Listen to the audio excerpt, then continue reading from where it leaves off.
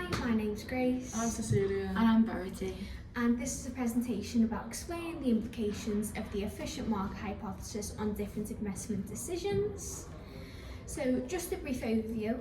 So our investment portfolio consists of the risks and returns of pensions, ISAs, bonds, stocks and shares and commodities. And we will also evaluate each potential investment and evaluate the implications of the efficient market hypothesis. So you guys have got 100,000 that you've just inherited, and we'll give you some suggestions of what you should do with this money or what you can do with it. Just like the best ways of how to invest and get the most out of this money. So the implications of the efficient market hypothesis on investment decisions. So the efficient market hypothesis states that share prices are a result of all available information that has been released by the company choosing to invest in.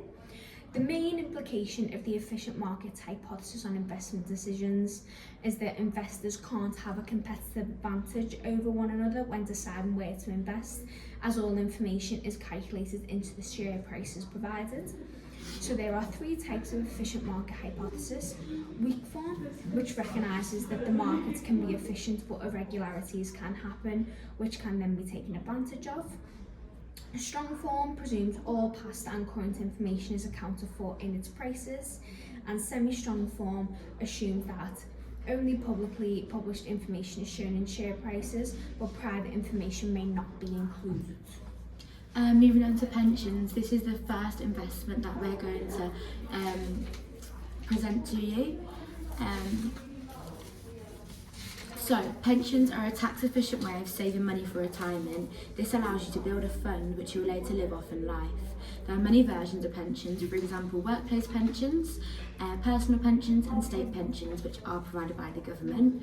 And the return on pensions would be tax relief, as your pension is deducted before you get taxed when you get paid.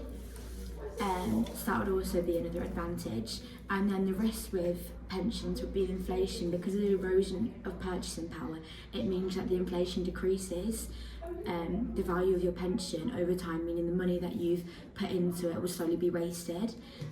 This is also a longevity risk, as you may live longer than anticipated, and it can deplete your savings if you're relying on this as your fixed income.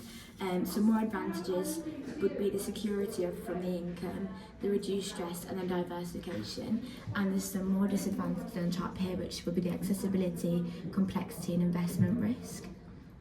The implications of the efficient market hypothesis for pensions would be that it is a semi-strong market. It's a semi-strong efficient market hypothesis. That's because it has publicly available information, which is often used to base their investment on, and it wouldn't be a strong hypothesis due to the information already being out there. It isn't private or insider information, and the implications would be it's difficult to outperform the market. We recommend putting £20,000 into the pension to allow it to grow and create a scheme where you can add from your salary to this pension moving forwards. We can also advise you on which company to invest in moving forwards. So the next investment option that you've got is ISAs, so an individual savings account. So most banks offer an ISA and you can put up to £20,000 inside. Issues with ISAs there is that you shouldn't, the money that you have in there should stay in there for at least 5 years. This is because that way you're going to get the most beneficial results from it and the most rewards. If you take money out of it, then you just don't get the earnings that month, which obviously is just going to affect your results. So we suggest only putting 10k of your 100 in there. This way, you've still got money aside for emergencies and this money will be untouched. Any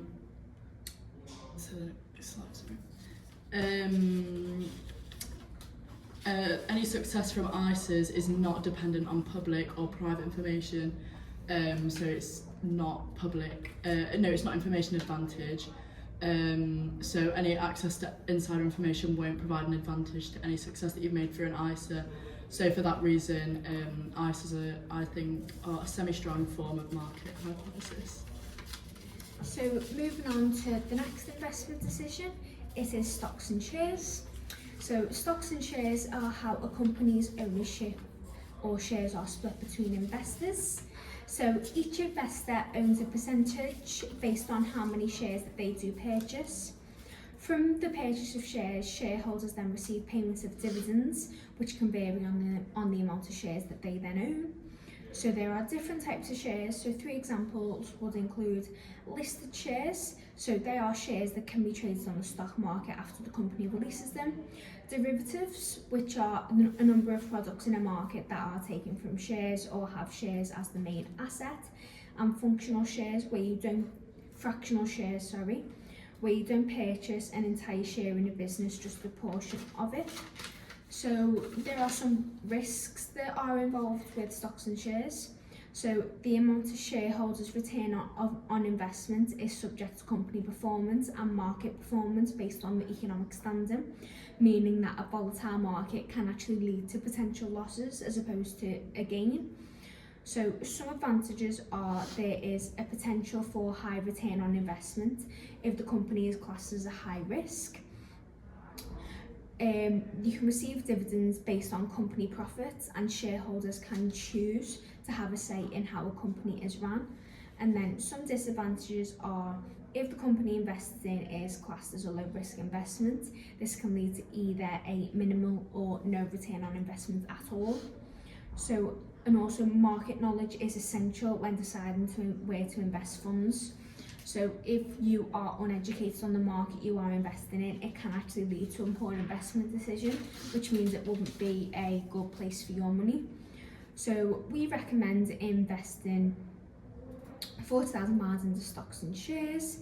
This is because the return on investment is mostly high and can start earning money back almost instantly. So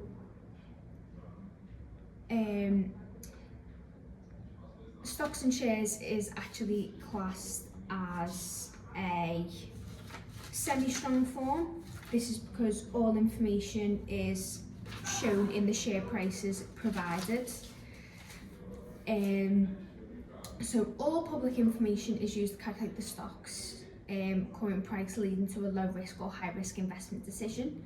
So if the stock market is shown to be efficient, the prices given would accurately show all available information about fundamental values, and market prices help to determine which companies will gain the most revenue, leading to an investment decision. And then moving on to commodities. So what are commodities? These are raw materials or primary products in the production of goods. Their economic importance would be that they're fundamental to the global economy as they provide food, energy and manufacturing. And some of the broad risks would be inflation, weather and new technologies, as these factors are all uncontrollable. And as commodities are so broad, the one we've chosen to focus in on is gold.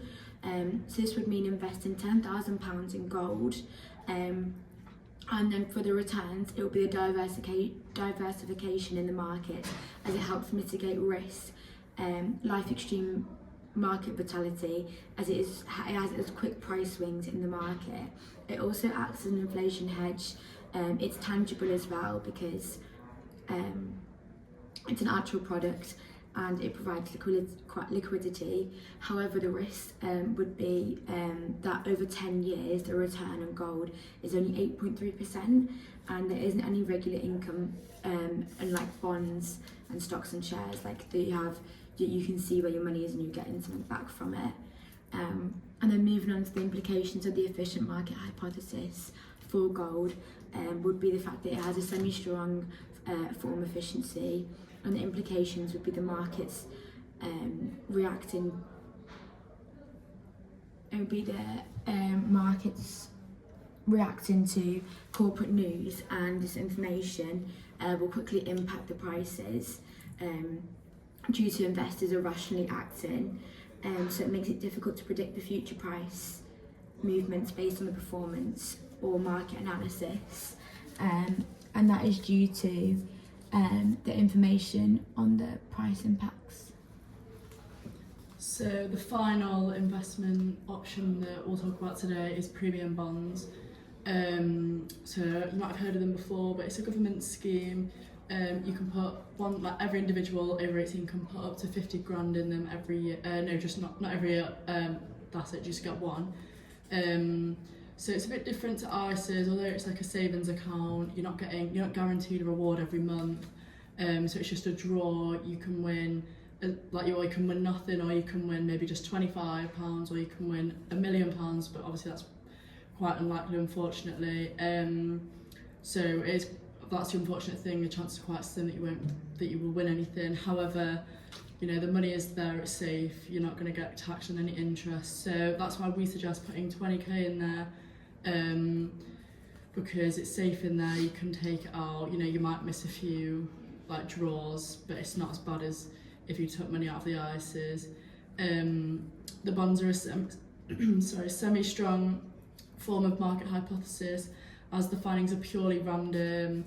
There's no way that you can sort of try and find a way to win more, win less. It's just a random thing. So there's no every draw doesn't impact the next one, which is the unfortunate thing. You might not win anything, so you might see this as a loss. But again, this is just an option. I'd definitely say give it a go. It just depends how much money you want to put inside of there. So just to wrap up everything that has been discussed today.